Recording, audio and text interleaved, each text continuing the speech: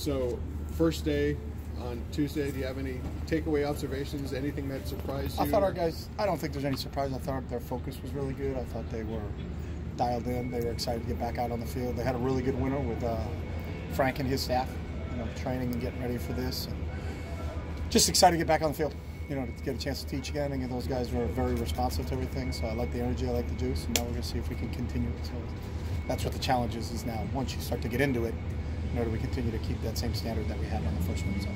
How did Dorian look on tape? Dorian did a nice job. He's obviously he's in year 2.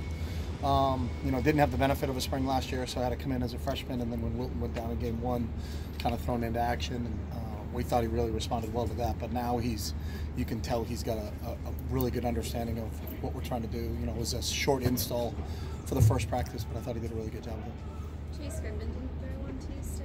No, he's got a little bit of a wrist thing he's working on right now, so we're just making sure we bring him along according to the trainers and kind of where he needs to be. So we anticipate him sometime during the spring to start firing it up. So he's early. He's a bonus kid. He should still be in high school. So he got in here early. He's learning. He's got getting all the mental reps, and we'll do all the stuff in the run game. But we're going to limit his throwing at the beginning of the spring. Status of Mike Juarez? Mike Juarez is medical. He's no longer here. He's not with the program anymore? Nope. How about Moses Robinson-Carr? He was dismissed from the program. Chip, what was the reception of the team at the end of the last season? Obviously, the record probably wasn't the reception of the team, just going into the off season and starting. Well, they were excited. Every year's a new season, so it's you thank the seniors, the Caleb Wilsons and the Wilton Spates and Pickett and the Metters and the guys who left, and then it's the next group. It becomes a brand new season, so I don't think there's a lot of reflection that goes back on the last year. There's going to be a lot of new faces out there, a lot of young guys that will get an opportunity to go and play now. So I think they were all excited about what the future is. What about Rick Wade and this? Rick Wade has graduated, and Marcus Moore is medical. What did you see from Austin Burden and his development since you've been here, and actually from fall until now? Well, one practice. I saw everything. Austin did a nice job. I think everybody overall, again, you can tell how prepared they were coming into it just because of we get to look out our window and watch those guys run around and get our reports back from our strength and conditioning guys. So he had another guy that had a really good offseason. And that was just getting out in the field and getting reps again. So, we haven't had a chance to do any football with him since the Stanford week, the last game of the season. So I thought he had a good day yesterday, and we'll continue to build on that. Jalen Irwin, the JUCO transfer, how did he look on tape? He flashed a little bit yesterday. It's our first time seeing him. He's obviously, I think, brings another speed element out there to complement Theo. And we're made a couple plays that you were like, whoa, who's that? So he was obviously recognized very quickly by our staff. You moved Matt Lynch from quarterback. What kind of went into the decision to move him? That was Matt. Matt came in and said he'd like to play another position and see if he can get on the field. So if he can contribute as a tight end or a receiver or in special teams, we'll see whatever we can do to accommodate him. But I thought he handled it really well on the first day. What strides would you like to see Dorian make this week? And everything. I mean, there's never one thing that you're not. Peyton Manning in year 18 was still working on his base fundamentals. It's the same thing. It's just the more he grows and understands what we're trying to get accomplished, especially in the passing game with progressions and concepts. But he's a sponge. He's a great guy to coach. He's always trying to get better every day. So, I think they just want him to grow in every area. But that's the same for all of our players. Obviously, it's early, but coming out of off-season workouts and his first couple of practices, what do you like about this team? Well, we've had one, so right. I like that it's not raining. But with the attitude of this team, their attitude's been great, but their attitude was great last year. So, we got a bunch of hungry kids that they're fun to coach. Our staff really enjoys being around them, and they enjoy being around our staff. So, it's a great group. We were very, very young last year. We'll still be young again this year, but those guys at least will have a year in our system.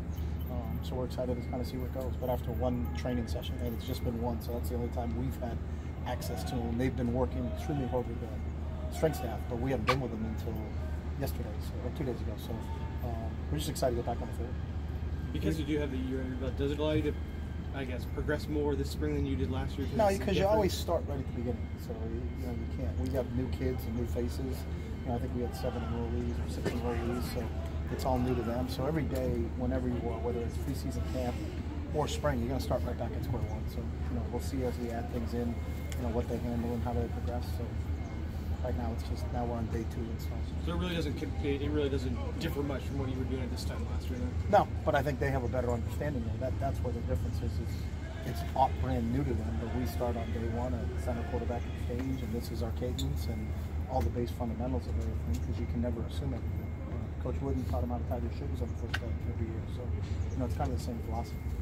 You all are pretty far low on the maximum scholarship threshold. What are kind of your thoughts on that entering the season? Well, those are the NCAA rules. We can only sign 25 guys, so you can't bolster to get back up to 85. So it'll take a couple years to get back up to that. So it's a new rule they put in that you can't go over 25. So the teams that are under have to just wait for a couple years to get back up to that number. So, how do you think that will affect the team this year? I don't think it matters because there's nothing you can do about it. So our guys are going to be excited to go out there and play and compete, no matter whether you have 100 of them or 2 of them. The state of the offensive line, who are you looking for the younger guys to maybe step up? What do you see from some of that? All of them. Again, it's day one.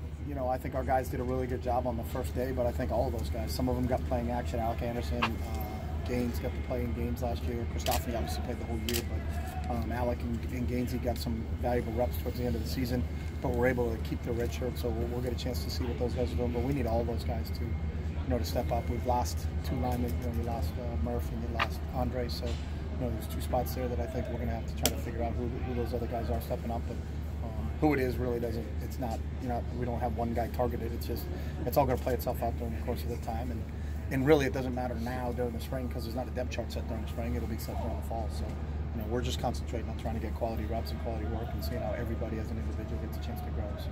Do you feel like you have any easier decisions to make on the offensive line and guys who play? We have zero decisions to make on the offensive line. Like I just said, we don't have a depth chart in the spring, so I don't care who's in with the ones or who's in with the twos. Our guys getting quality reps. Can we coach them off the tape and do they get better as individuals? So. Do you think it's easier to coach guys who can play guard and tackle, center, kind of? Yeah, that's obvious. I think if guys got versatility, that makes it a lot easier. Yeah. Are you anticipating any potential transfers or that type of thing kind of coming in to add a bit more? No, you can't talk about anybody you're trying to recruit or not recruit, so we're not anticipating anything. We're just trying to go out and have a really good Thursday. You mentioned Pickett and Metters leaving. Who do you expect to kind of step up into those I don't know. TV roles? That's what the spring's all about. We'll figure it out. Sometimes there'll be somebody that, you thought that kid was there, and then another time there'll be a surprise, like, wow, that kid really has come along and matured. So you can't put a name or a number on it. It all happens kind of organically on who steps up. Is there anything you learned coming back? What's that? Or anything you learned? Yeah, the winters are harsh here. That's what I learned. All right, guys. Thanks.